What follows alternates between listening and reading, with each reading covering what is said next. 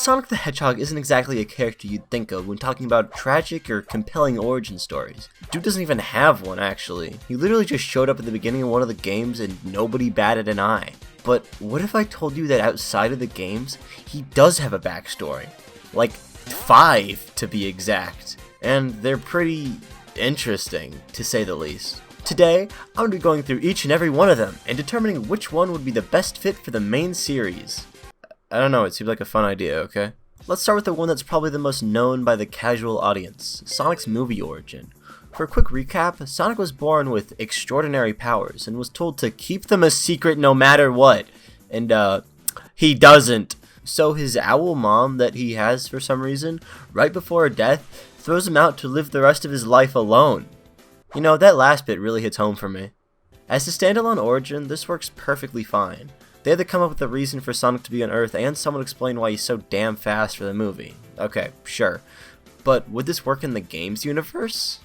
Fucking no. They'd have to retcon the hell out of this series. First of all, why is Sonic never mentioned Longclaw?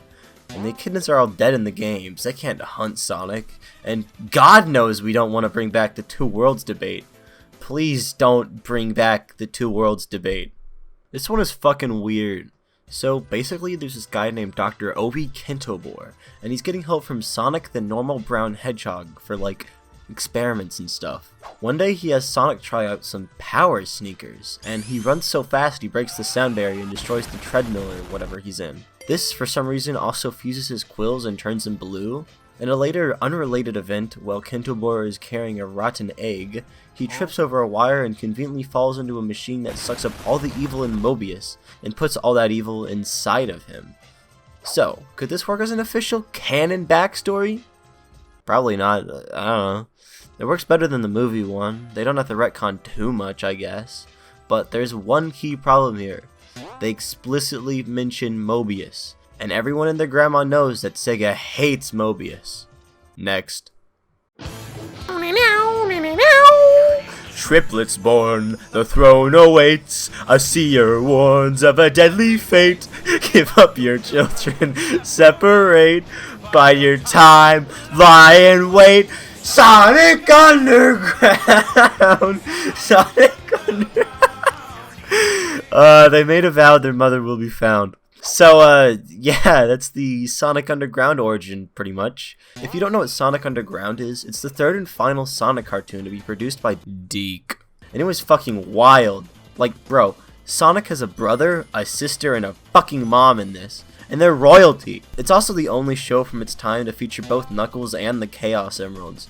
Oh, and Sonic and his siblings in a rock band for some reason. It's weird. Anyways, this would definitely not work for a canon game origin. But I think it'd be funny, so let's just say it's the best fit for now. Also, on an unrelated note, it features 2 Robotnik goons named Sleet and Dingo, and I think they're pretty cool and should be canon in every continuity. Yes, there's a fucking Sonic Bible, and no, I'm not fucking kidding. Is Sonic Jesus? I don't know, that'd be kinda cool though. Anyways, the Bible takes place in the early 21st century. Sonny the Hedgehog was born and lives behind a burger joint somewhere in Nebraska. Yes, this confirms that Sonic's real name is Sonny. Crazy. It goes on to say that Sonny enjoys being a bowling ball and running really fast, a skill he inherited from his now deceased father. Sonic's dad is dead? Bro, that's crazy. He also learns to read and write from stalking people. He later meets Dr. Ovi Kentobor, and from then on it's pretty similar to the Sonic the comic origin. So, aside from my complaints from the other origin that still apply here, I kinda fuck with this one. I like the idea of Sonic being a bowling ball and growing up behind a burger joint, but there's one thing that bugs me about this origin. Nebraska isn't fucking real, which sadly makes this the least likely option to be canon. Alright my dear JustMaxTers, I haven't been completely honest with you all. Sonic does have an origin in the game canon. He was born in a place known as Christmas Island.